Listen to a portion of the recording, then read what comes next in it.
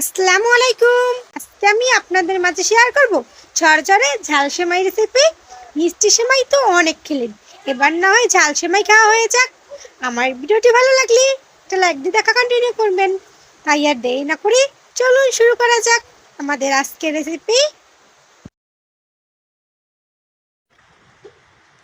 এবার এখানে একটা বাটিতে আমি 1 প্যাকেট সেমাইয়ের অর্ধেক সেমাইটা নিয়ে নেব। যে শলা যে সেমাইগুলো থাকে সোজা, সেই সেমাইগুলো নিয়ে নিলাম। আমি হালকা একটু ভেঙে নিয়েছি, বেশি ভেঙে নেব না, আপনারা চাইলে বেশিও ভেঙে নিতে পারেন। এবার এখানে দিয়ে দেবো আমি কুসুম গরম পানি। গরম পানিটা এমন হবে যে এভাবে হাত দিয়ে যেন সহ্য করা যায়, ঠিক এমন পানি দিতে হবে। এখন এভাবে আমি 15 থেকে 20 মিনিট ভিজিয়ে রাখবো। ফিরে আসলাম 20 মিনিট পর, দেখুন কতটা নরম হয়ে গেছে। এবার এটাকে আমি পানিটা ছেঁকে নেবো একটা ছাঁকনির উপর। ছাঁকনির উপর আমি সেমাইয়ের পানিটা ছেঁকে নিলাম। বা চুলে একটা প্যান বসিয়ে দিয়ে দেবো 2 টেবিল চামচ রান্নার রেগুলার তেল, দিয়ে দেবো কিছু পেঁয়াজ কুচি। এবার পেঁয়াজটাকে কিছুক্ষণ একটু ভেজে নিতে হবে।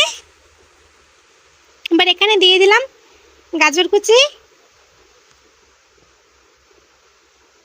গাজর কুচি আপনারা দিতে না চাইলে স্কিপ করতে পারেন, সমস্যা নেই। এবার এখানে দিয়ে দিলাম আমি একটা টমেটো কুচি। আমি লম্বা লম্বা করে টমেটোটাকে কেটে দিয়েছি।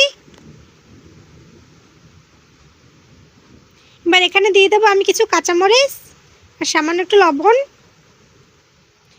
সবগুলো উপকরণ আবার কিছুক্ষণ একটু ভেজে নেব। এগুলো ভেজে নেওয়া হয়ে গেছে। এবার এক সাইডে একটু নিয়ে এবার এখানে আমি একটা ডিম দিয়ে দিলাম। ডিমের উপর একটু সামান্য লবণ দিয়ে দেবো। ডিমটাকে ভেঙে নেব।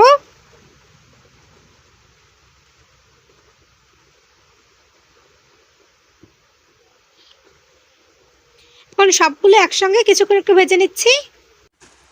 আমি কিছুক্ষণ একটু ভেজে নিয়েছি। এবার এখানে আমি সেমাইটা দিয়ে দিলাম। এবার এখানে দিয়ে দেবো আমি স্পেশাল একটা মশলা। এই মশলাটা আমি ঘরে তৈরি করেছি। আপনারা চাইলে এই সিক্রেট মশলাটা দেখতে চান কমেন্ট করে জানাবেন। আমি এই সিক্রেট মশলার রেসিপিটা আপনাদের মাঝে শেয়ার করব। এখন ভালোভাবে নেড়েচেড়ে কিছুক্ষণ রান্না করে নিতে হবে। এখানে কোনো পানি ব্যবহার করার প্রয়োজন নেই, পানি ছাড়াই সেমাইটা রান্না করে নেওয়া যাবে। একেবারে লুডুস যেভাবে রান্না করি ঠিক সেভাবেই আমি সেমাইটাও রান্না করে নিলাম। আমি একটা প্লেটে পরিবেশন করে নিয়েছি। খুব সহজে রান্না করে নিলাম ঝরঝরে ঝাল সেমাই। মিষ্টি সেমাই অনেক খাওয়া হয়েছে, এবার ঝাল সেমাই খাওয়ার পালা। আমার ভিডিওটি ভালো লাগলে লাইক কমেন্ট শেয়ার করবেন। এতক্ষণ আমার সঙ্গে থাকার জন্য আপনাদের সবাইকে অসংখ্য ধন্যবাদ। আসসালামু আলাইকুম।